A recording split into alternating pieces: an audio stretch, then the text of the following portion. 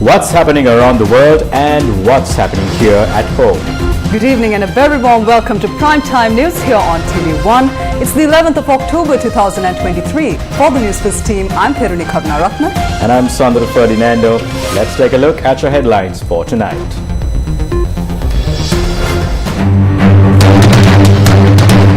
Heavy showers in Mathura again. Medical professionals protest in Colombo. Warn of severe action if concerns are not addressed. Farmers in Siambalandua protest over ownership of farmlands. National headquarters of Dilit Jayavira's Maubima Janata Party opened. National Election Commission issues Gazette replacing Nasir Ahmed with Ali Zahir Maulana in Parliament.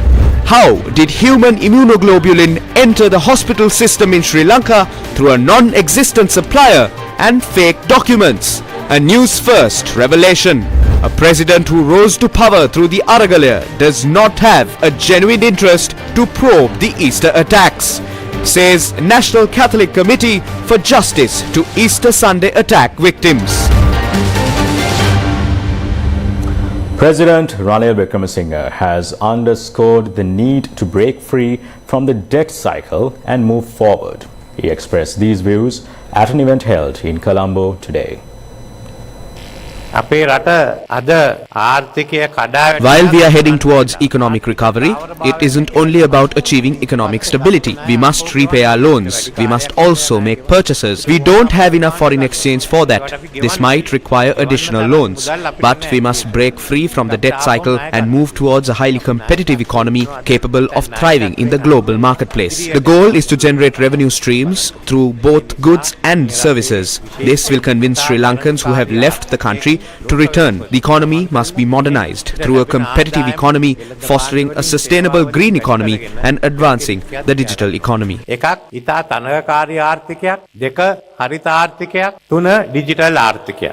Ranil Wickremesinghe expressed these views during the inauguration of the National Information Technology and Business Process Management Professional Exhibition at the Sirimau Bandaranaike Hall today.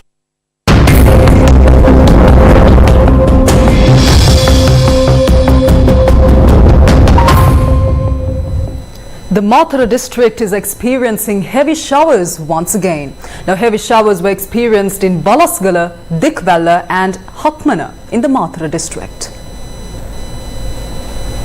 The National Building Research Organisation had issued landslide red alerts to the Akurassa, Pittabadara and Hakmana divisional secretariats in the Mathura district. Landslide warnings were also issued to divisional secretariats in the Badulla, Gaul, Hambantota, Kalutara, Kegaul, Mathura and Ratnapura districts. The water level of the Panadugama water gauge has risen to 6.1 meters, exceeding the minor flood level. The water level of the Thalgahagoda water gauge is at a minor flood level of 2.41 meters.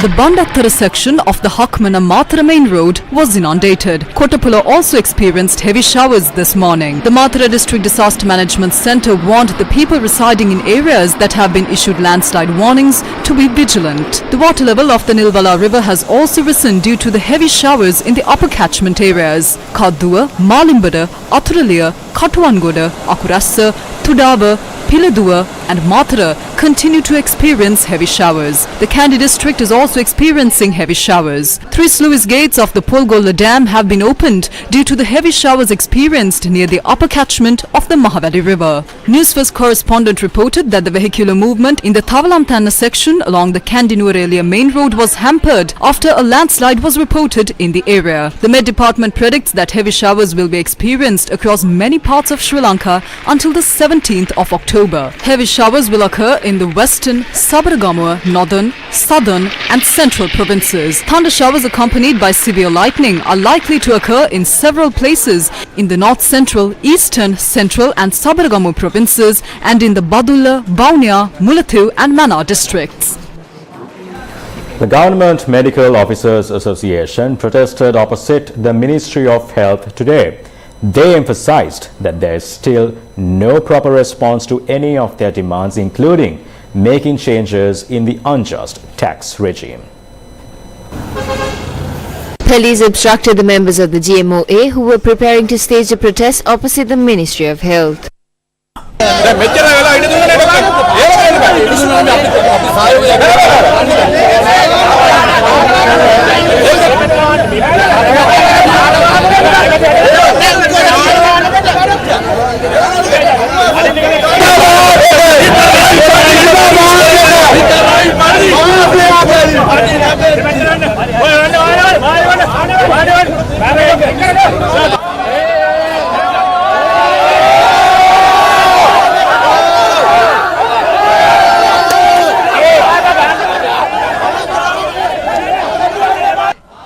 Later, the group protested on one side of the main road. We need to give a message to all the officials inside the health ministry. We are not here because we have nothing else to do. We tried so hard to solve this issue. However, since there was no other way to awaken these rulers, doctors from around the country had to take it to the streets today. Therefore, today we are trying to carry out activities in hospitals as usual. But if there is any disruption to the hospital service due to over 2,000 doctors having to come to Colombo, we must remind you that these shameless administrators should take full responsibility for that disruption. Why are we here today? We try to make our issues clear. We try to make our issue clear. We tried talking to parties of the government and opposition. But since no one seemed to pay attention to this, we are here today to ensure that justice is served. The doctors gathered opposite the Colombo National Hospital and then attempted to march towards the Ministry of Health.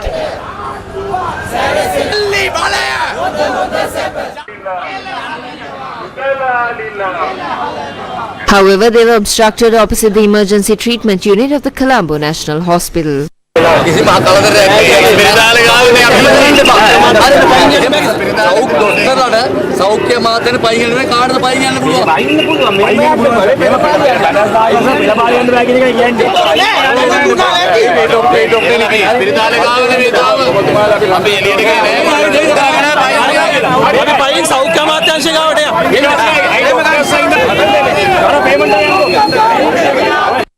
Following the protest, which lasted for nearly 3 hours, the doctors of the Government Medical Officers Association dispersed, informing that if the issues could not be resolved, they would resolve to trade union action in the future. The national headquarters of entrepreneur Dilip Javira's political party, the Maithripala Janata Party, was declared open this morning. Situated at the Udyana Lane in Colombo 8, the party's headquarters was launched under the theme of embarking on a new journey of thought.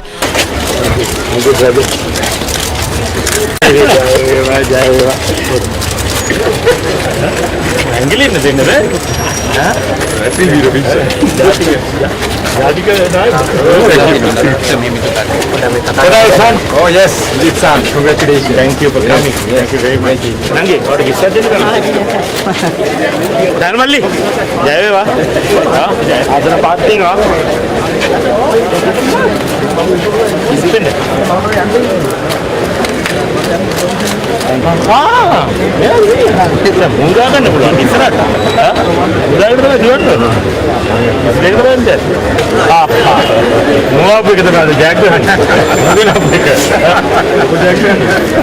Assalamualaikum.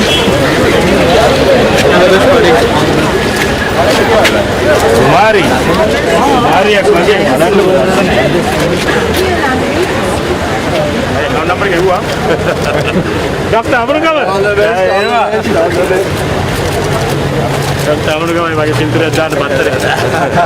The event saw the presence of key figures of the party, including former Minister Hemakumara Nanayakkara, former Minister Sarath Amunugama, former Eastern Province Governor Anuradha Yahampath, political activists, business leaders, retired government and military officials and others. The new party headquarters was declared open by the leader of the Maithripala Janata Party, Dilip Javira, and its founder and senior leader, Hemakumara Nanayakkara. The opening of the party headquarters was preceded by pan-religious blessings. අපි විශ්වාස කරනවා මේ රට ඉදිරියට ගෙන යාමට My political stance and stance regarding this country has not changed. We all should stand in solidarity under the umbrella of the fact that we are all Sri Lankans.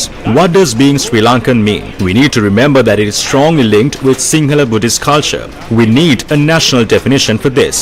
We must stress that this doesn't mean that the individual should be Buddhist or Sinhalese by birth. This has nothing to do with religion or race. Secondly, we believe that a national narrative is needed for development to ensure the country's progress. For a country to move forward, we believe that this country should be made into an entrepreneurial state. Hemakumar Nanakara gave us his party. He gave us his party upon our request. He also agreed to go on this journey with us as the party's senior chairperson and advise us. I must also state that this is a project launched to fill the gaps in Sri Lankan politics and not as a short-term plan aimed at the upcoming presidential election or any other election. We need to give a new direction to the current political climate, political parties and politicians, to introduce a new culture, jargon and conduct. That way we can prevent the damage caused to the state by corruption, and this country will be able to embark on a more open and friendly journey with more good faith. The Maubima Janata Party is a young political party, and this is a party that we will be gifting to the future. මේ අපි අනාගතයට හදන පක්ෂයක් අනාගතයට දායාද කිරීමට හදන පක්ෂයක් අලුත් මාවතක් අලුත් ගමනක් අලුත් නායකයෙක් A new path, a new journey, a new leader to build a new country where the people can live in peace and happiness. We are all fortunate to be able to build a foundation for a new system to create a country which enables this. තමුන්නාන්සේලා සියලු දෙනා ලැබූ භාග්‍යයක්. The fast unto death launched by farmers opposite the Siambalandua Divisional Secretariat was called off today after assurances were given that farmlands will be handed back to them.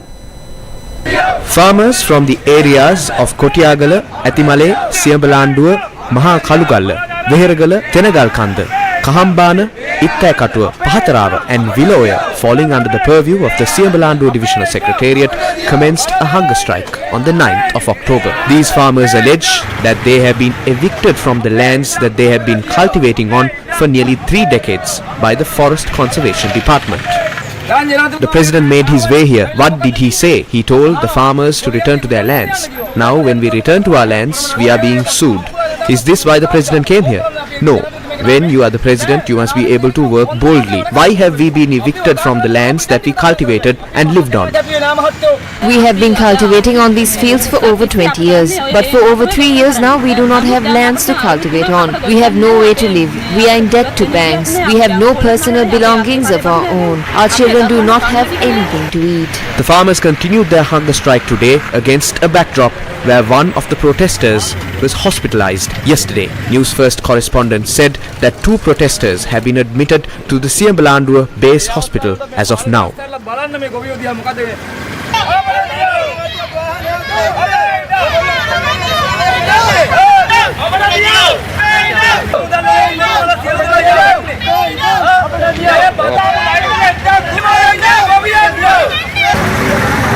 The farmers who have been on a hunger strike for 3 days in Siambalandua staged a protest today. The International Monetary Fund says that it has not yet been informed about any specific agreements that have been reached with Sri Lanka by creditor nations. Peter Brewer, the senior mission chief for Sri Lanka, in a statement said, quote, "We know discussions between Sri Lanka and all its creditors have been ongoing. We have not yet been informed about any specific agreements. We will need to assess the entire package of agreements in its totality to assess consistency with IMF debt targets," unquote. His comment was in response to the query raised with regard to the reports that suggested that China had reached a tentative agreement with Sri Lanka. The Export-Import Bank of China recently came to a preliminary agreement with Sri Lanka to address China-related debts. The announcement was made during a routine press meeting in Beijing, responding to queries about the aid Beijing is extending to Colombo. China said that it is closely following the difficulties and challenges that Sri Lanka is facing and said that it is doing what it can to assist the economic and social development of the island nation. China's foreign ministry spokesperson Wang Wenbin, speaking to reporters, said that since last year, China's relevant financial institutions have been in close touch with Sri Lanka on the debt issue involving China, engaged in active bilateral consultations, and provided a financing support document to Sri Lanka in a timely manner to help it obtain loans from the IMF. He said that Chinese financial institutions have taken part in all creditors' meetings as an observer and maintained a friendly communication with other creditors to share with them the progress of the debt treatment. The president of the World Bank, Ajay Banga, said that the voices of the global south need to be heard. He was speaking at the World Bank opening press conference at the 2023 annual meetings of the World Bank and the International Monetary Fund in Marrakesh, Morocco. That debt burden hinders development, and whether you measure that development output with SDGs or you measure it with local circumstances for every country, the reality is it hinders it because it crowds out the ability to invest in the things you need to invest. The question of should you replace the common framework with something, you got to have a really good idea of what you think that something is before you blow up the only thing that's beginning to work. But the form of debt and the contribution to that debt has changed, where earlier the so-called Paris Club used to be the largest contributor to that debt. Today you have the non-Paris Club countries adding to the bilateral debt in these countries, and you have commercial creditors as well. The markets have completely changed from 25, 30 years ago. If you don't understand what the numbers are, no new framework will change that. You first need to get the facts, and then you can sit down together and negotiate how to get that debt down. I'm a believer that that is the right way to get it done.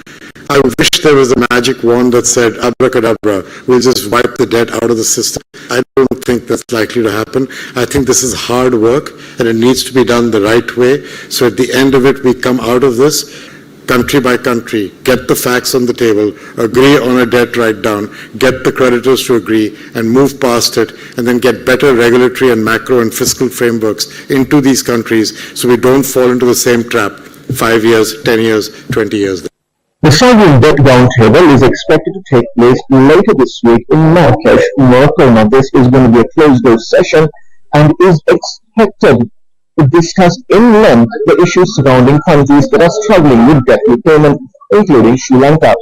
Now, World Bank President Ajay Banga, speaking to reporters earlier in the day, said that such issues hinder the development of any country, and progress can only be achieved when assuring that recovery is on the right path. Zulfikar Farzan reporting the News First from Marrakesh, Morocco. The IMF Fiscal Affairs Department said that outcomes of debt agreements between creditors and countries need to be consistent with the IMF-supported programs.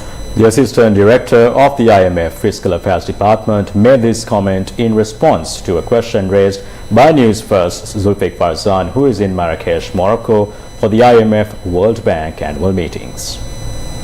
On the path to recovery, what is the expectation from countries that are struggling to settle debt, including countries like Sri Lanka with limited revenue sources, including taxation? And also a debt slashing is something that is being discussed right now that will help many countries. So what is the position on countries that are asking for more relief by moving out of the existing frameworks? Essentially, for many developing countries, an ambitious revenue-based fiscal consolidation will be important because tax to GDP ratios are very low. And there is scope, as Ruud mentioned, there is scope to raise revenue. So this is necessary for restoring fiscal and debt sustainability while protecting the poor and the most vulnerable.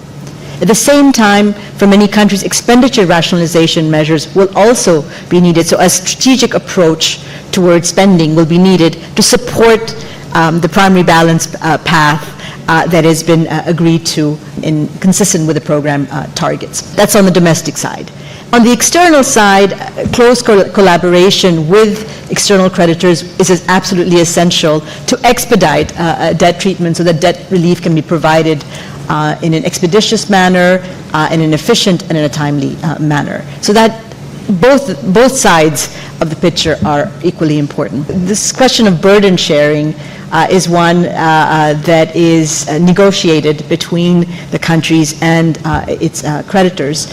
And this is something that countries will have to negotiate with their creditors, and whatever the outcomes are, they have to be consistent with the IMF program targets.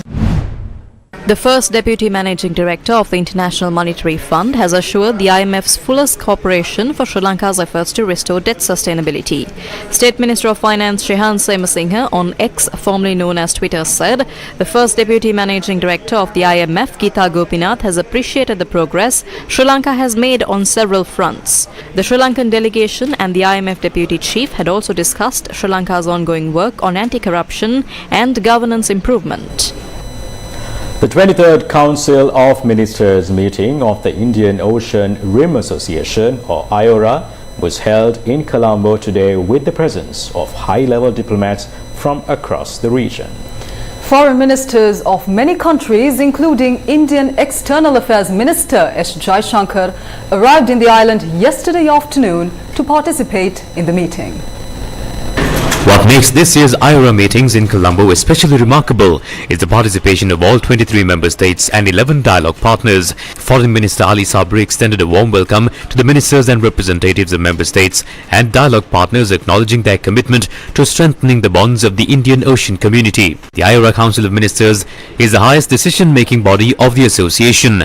Sri Lanka assumed the chairmanship of the Indian Ocean Rim Association for the period of 2023 to 2025.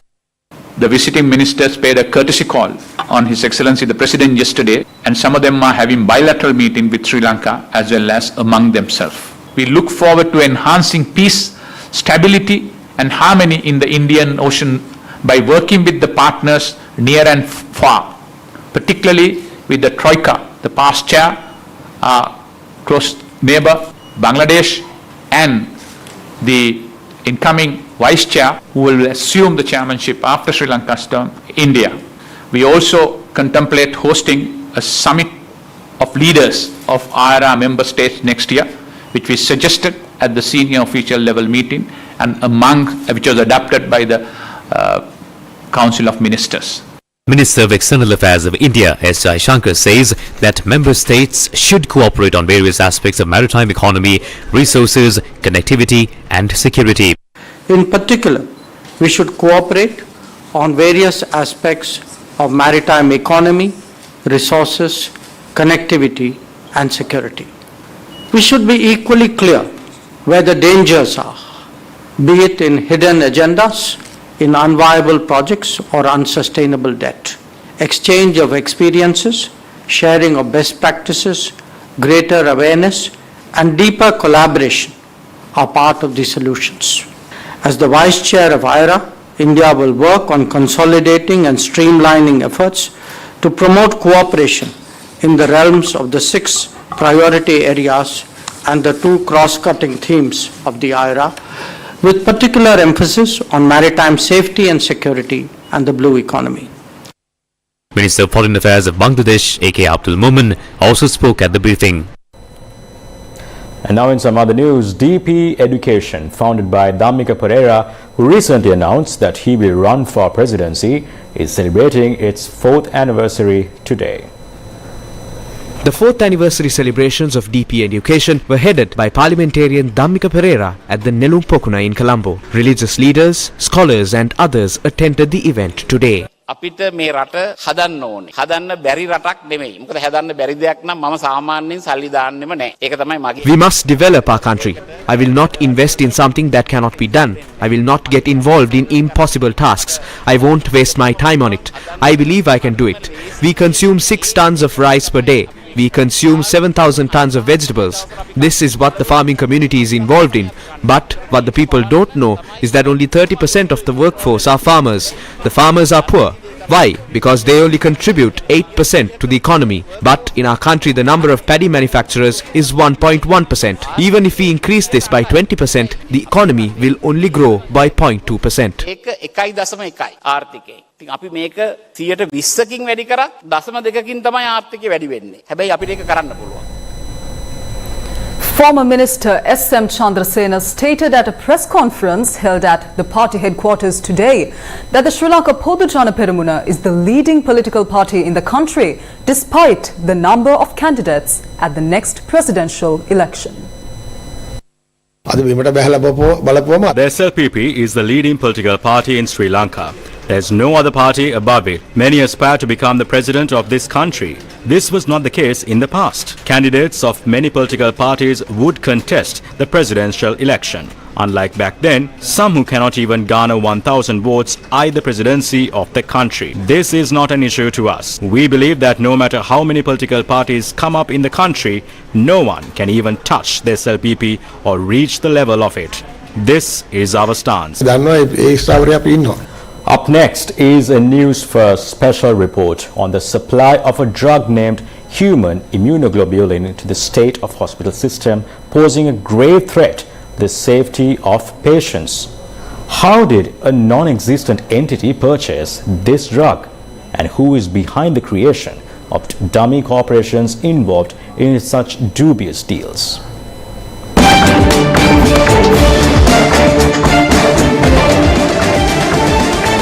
Human immunoglobulin is a drug manufactured with human blood.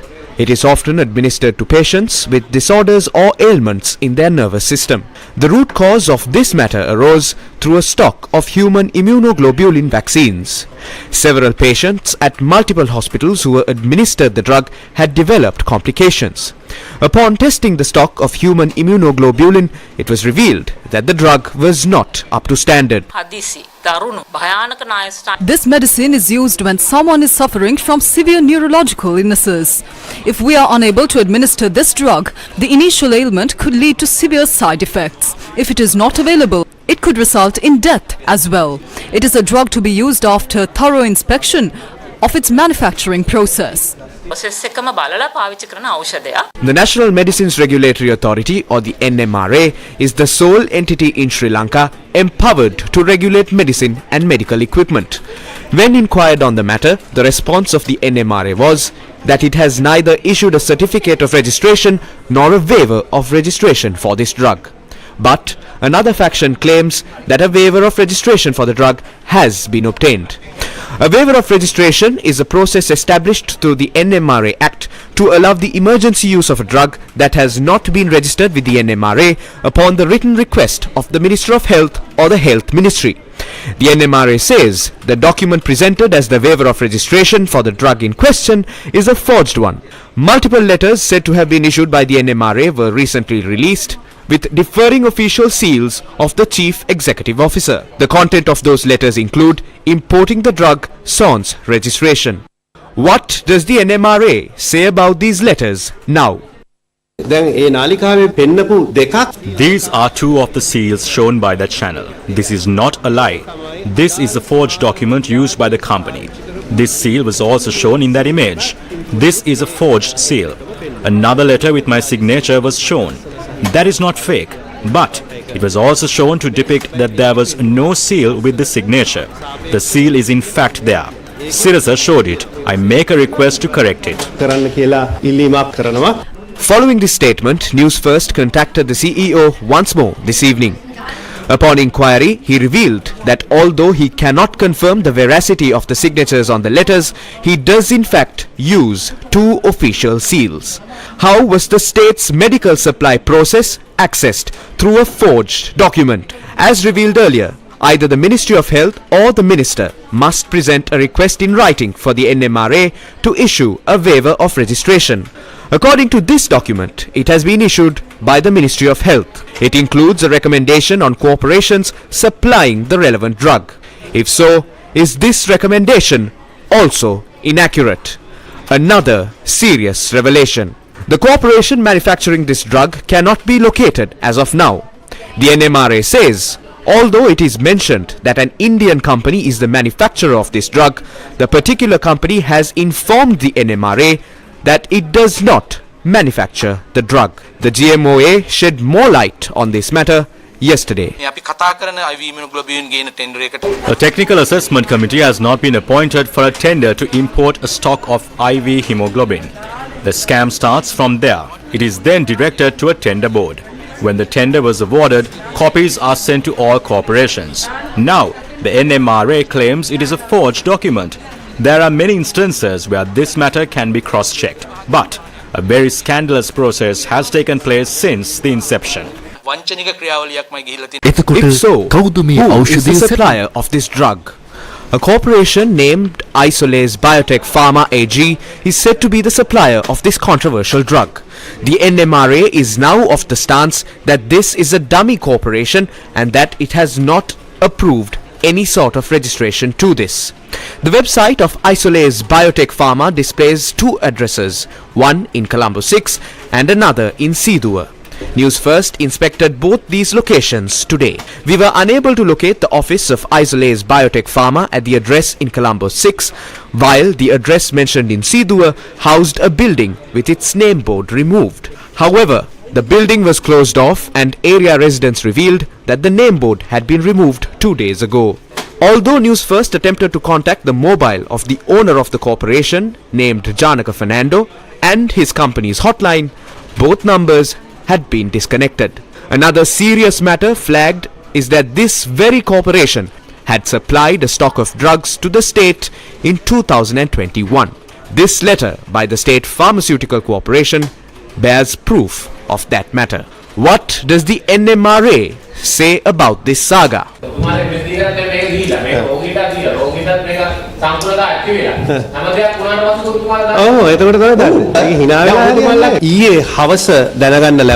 We got to know yesterday from the Mathura hospital that the same fraudulent supplier had given a stock of cancer medicine using the name of the Indian corporation to the medical supply division. The drug named Rituximab had been supplied through a similar forged document with this seal. According to our information, an order has been placed for another questionable drug, but that has not been supplied yet. This drug was also removed from use as soon as we were informed. But health trade unions had this to say. Was there a medicine regulation in this country? When it comes to the fore, they claim the document is fake. Medicine is brought to this country through fake documents such as this. There are letters with seals, letters without seals. Is this being done to remove themselves from the responsibility, claiming that this is not theirs once such a thing is brought to light? This drug is manufactured using blood plasma of humans. The donor and plasma is tested because various illnesses such as HIV/AIDS and hepatitis B can spread through this. A drug that requires strict scrutiny has been used in the country without registration or any sort of quality control. Now they claim there is no company either. The NMRA cannot absolve itself from this. How many more drugs of this nature might be circulating in the country? The National Election Commission issued an extraordinary gazette declaring that Ali Zahir Maulana has been appointed to the parliamentary seat left vacant by Nazir Ahmed. Now, the parliament seat was left vacant following the expulsion of Nazir Ahmed from the Sri Lanka Muslim Congress. The National Election Commission added that the appointment was made as per the constitution.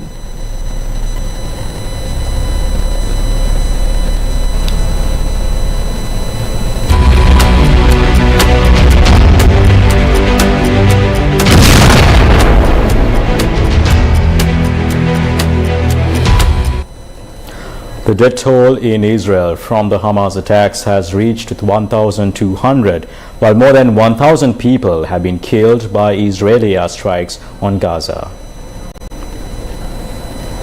Gaza's only power plant has run out of fuel, forcing it to shut down after Israel cut off supplies. Since Hamas's attack over the weekend, Israel has imposed a siege of Gaza, cutting its supplies of electricity, fuel, food, goods and water. It means people in Gaza will rely on generators for electricity if they have fuel to run them. Earlier in the day, the Palestinian Health Ministry in Gaza said it began rationing and directing its limited power in order to continue with emergency and sensitive services and save as many injured people as it can. The death toll in Israel from Hamas attacks has reached 1,200, while more than 1,000 people have been killed by Israeli airstrikes on Gaza. The Israeli Defense Force said the first plane carrying US armaments has arrived in southern Israel. Israel's military said it had regained control of the Gaza-Israel border after Hamas launched a surprise attack on southern Israel, unprecedented in scope and deadliness. Israel continues its airstrikes all over the enclosed territory of Gaza. Hamas, which governs the Gaza Strip, said it has some 150 Israeli hostages in captivity. The United States and other governments are working to determine the number of foreign hostages in captivity.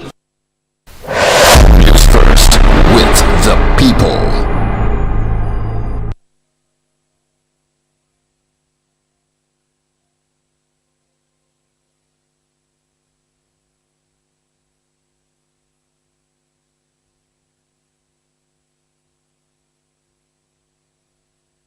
In a letter addressed to President Ranil Wickremesinghe, the National Catholic Committee for Justice to Easter Sunday attack victims has expressed that it does not seem like the president and his government, who assumed power through the Aragalia, have genuinely endeavored to conduct an impartial and transparent investigation into the Easter Sunday attacks.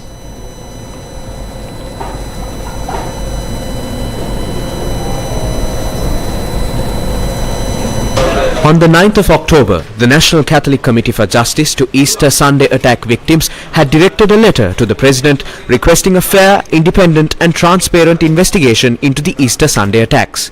This committee includes prominent figures such as His Eminence Malcolm Cardinal Ranjit, the Archbishop of Colombo, along with Bishops of Kurunegala, Kandy, Galle and 3 assistant bishops of Colombo. Additionally, the committee comprises several judicial and regional religious leaders as well as prominent legal figures such as Rienzi Arsakula Ratna, Neville Aberatna and Shamil Pereira. The letter addressed to the President bears the signatures of all these individuals. In the letter, the committee emphasizes that if the President genuinely seeks justice for the victims, he should rectify unfair transfers within the CID and resume investigations from where they left off. They contend that the current actions are shielding criminals and suppressing the larger conspiracy behind this tragic event.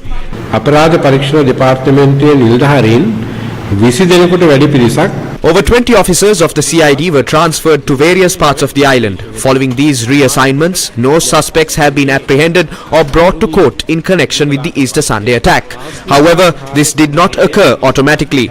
We firmly believe and assert that this represents a malicious endeavor to obstruct a thorough investigation into the Easter attacks, conceal the truth and shield those responsible for this atrocity. It is abundantly clear that the statement issued by the minister overseeing the police, indicating that the progress of the Easter Sunday attack investigation stands at 99%, is entirely false. We view it as an effort to conceal the facts behind this tragic event. වසන් කරන්නට දරපු කූට උත්සාහයක් ප්‍රයත්නයක් හැටියට අපි දකිනවා.